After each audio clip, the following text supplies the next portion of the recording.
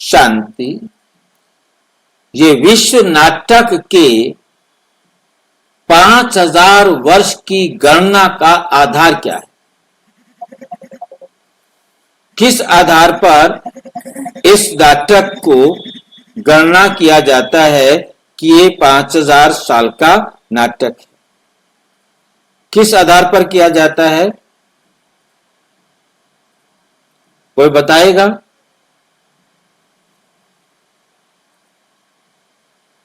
भाई जी जन्मों के हिसाब से। चलो, यहाँ प्रश्न कुछ अलग था।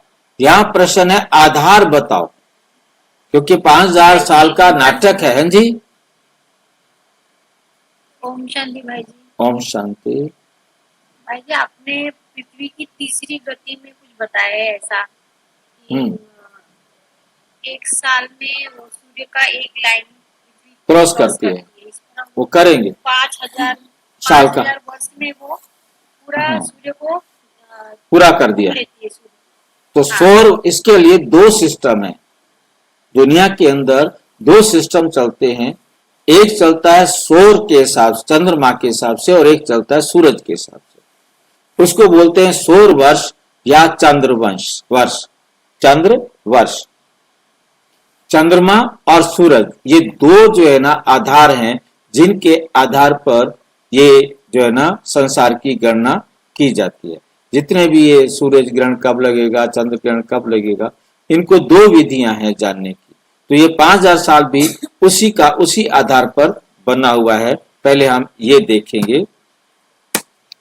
विश्व नाटक 5000 साल की गणना का आधार वर्ष क्या है? कैसे समझाया जाएगा कि आधार वर्ष? क्योंकि आप देखते हैं चंद्रमा जो है ना का 1 महीना कितने दिन का होता है, किसको मालूम है? नहीं मालूम। 27 दिन का होता है। 27 से कुछ घंटे का होता है, ठीक है कि नहीं? हाँ। और इसी प्रकार से मतलब हमारा सूरज के हिसाब से महीना 30 दिन का, 31 दिन का, 30 दिन का, 28 दिन का, उनके महीने अलग अलग है। और ये जो 27 दिन वाले 3-3 दिन बचते जाते हैं, तो 12 महीने में जो 2.5-3 दिन बचते हैं, तो ये जो है ना कितना कवर कर लेते हैं? 12 मतलब लगभग 3 साल में ये 1 महीना बढ़ा देते हैं। इतने दिन बढ़ते जाते हैं, 8-10 दिन, 8-10 दिन, 7-8 दिन, बढ़ते बढ़ते 3 साल में 13 महीने आ जाते हैं। देखा होगा आपने, 3 साल में 13 महीने क्यों हो जाते हैं? जो 7-8 दिन बढ़ जाते हैं हर साल, वो तीसरे साल जाकर के पूरा 1 महीना बन जाते हैं। तो उसको अधिक मास कहकर, मल मास कहकर दिखा दिया जाता है और दिन बराबर कर दिए जाते हैं। भाई जी मुझे मल मास के बारे में नहीं मालूम था, आज मालूम। हाँ, मल मास या अधिक मास हर 3 साल बाद क्या होता है कि 1 साल में 2 महीने आ जाते हैं ना। कभी ज्येष्ठ 2 आ जाएंगे, कभी सावन 2 आ जाएंगे, कभी कार्तिक 2 आ जाएंगे। तो वो फार्मूला है, जिस महीने में वो जाकर के बनते हैं तो उसको बना दिया जाता है। तो वो चंद्रमा के हिसाब से चलता है और वो सूर्य के हिसाब से चलता है। तो 5000 वर्ष का चक्र और पुनरावृत्ति का रहस्य क्या है? नंबर 1, ये विश्व नाटक 5000 वर्षों का बाद के बाद हूबहू पुनरावृत्त होता है, हूबहू रिपीट होता है।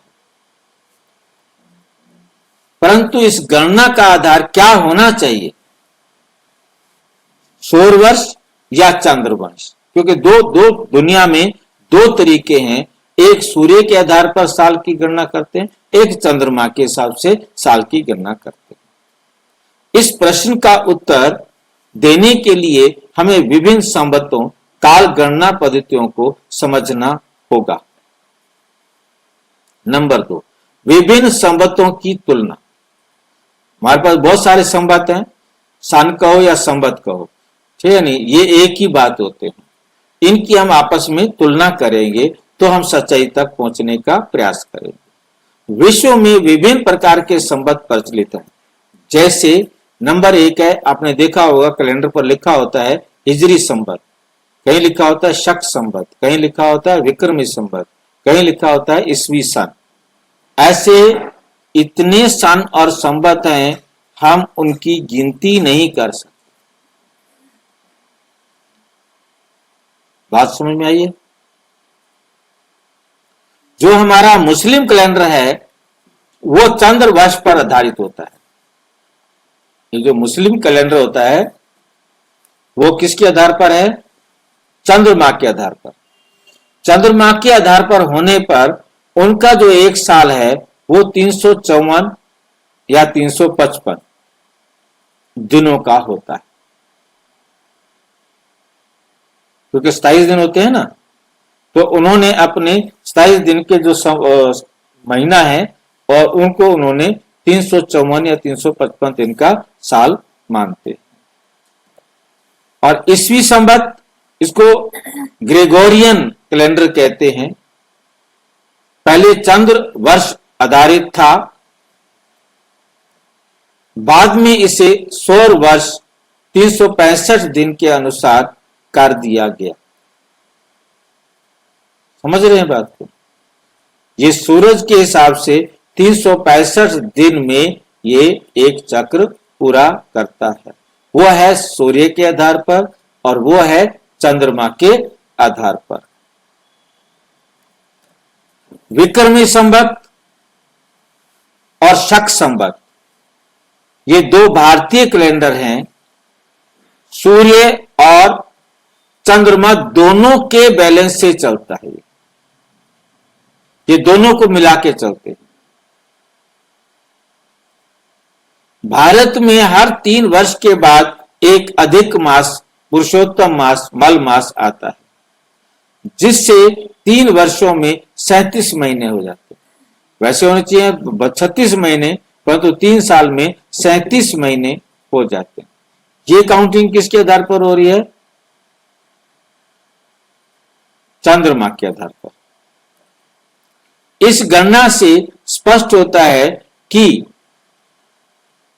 विश्व नाटक के 5000 वर्षों की सही गणना के लिए हमें सौर वर्ष को आधार मानना होगा। नंबर 3, महाभारत में समय गणना का विवाद। महाभारत के अंदर जो समय की जो गिनती है उसके ऊपर एक मत नहीं है, कोई कुछ कहता है तो कोई कुछ कहता है, उसको भी हम देखेंगे। महाभारत में भी समय गणना को लेकर विवाद दिखाया गया है। पांडवों के वनवास और अज्ञातवास की अवधि के पूरा होने पर कौरवों और पांडवों के मत अलग अलग थे। ये दर्शाता है कि समय गणना की पद्धति को सही ढंग से समझना आवश्यक है, क्योंकि वो कह रहे थे कि अभी समय पूरा नहीं हुआ है, हमने पहले अज्ञातवास में इनको पूरे जो है ना 11 वर्ष, 1 वर्ष जो है ना अज्ञातवास में रहना था और 11 वर्ष वनवास में रहना था। तो 11वां जो 1 साल था वो अज्ञातवास में इनका पूरा नहीं हुआ, हमने इनको 1 साल में पूरा होने से पहले देख लिया है। हम इन्हें दोबारा जो है ना 11 साल का वनवास और 1 साल का अज्ञातवास निभाना पड़ेगा और दोबारा इनको जाना चाहिए।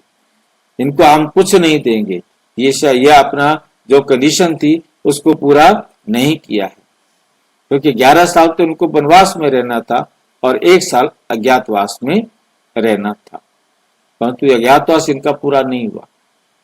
इसी पर जो है ना इनका झगड़ा चला। और सौर वर्ष को आधार मानना क्यों उचित है? सौर मंडल में सूर्य ही सबसे प्रभावशाली ग्रह है और सभी ग्रह उसी के चारों ओर घूमते हैं। इसलिए समय की गणना के लिए सूर्य आधारित सौर वर्ष का आधार मानना अधिक यथार्थ होगा। सौर वर्ष के आधार पर 5000 वर्ष की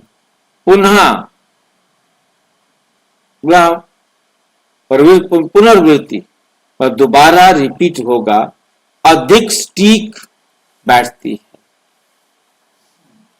नंबर 5, वर्तमान परिस्थितियां और नाटक की पूर्णता।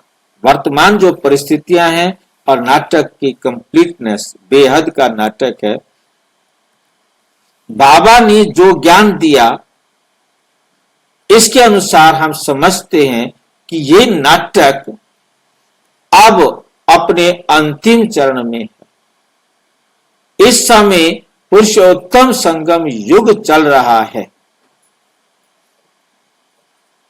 जो इस नाटक की पूर्णता का संकेत देता है। सटीक गणना के आधार पर ये वर्ष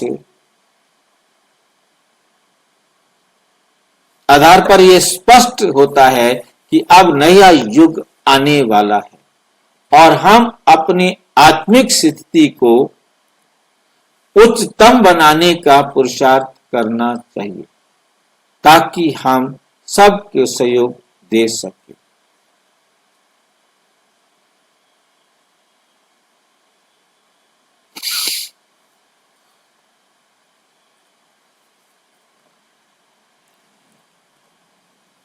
हमें अपनी आत्मिक स्थिति को उच्चतम बनाने का पुरुषार्थ करना चाहिए।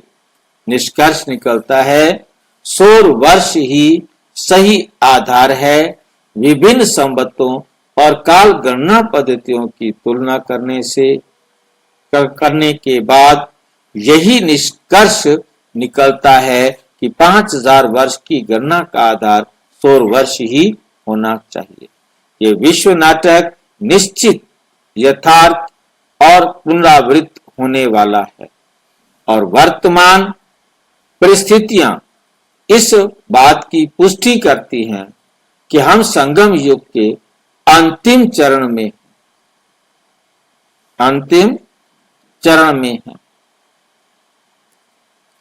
इस व्याख्यान से स्पष्ट होता है कि 5000 वर्षों की गणना का सही आधार सौर वर्ष है और ये नाटक अब अपने अंतिम चरण में है। हमें अपने पुरुषार्थ को तीव्र करके स्वर्णिम युग की तैयारी करनी।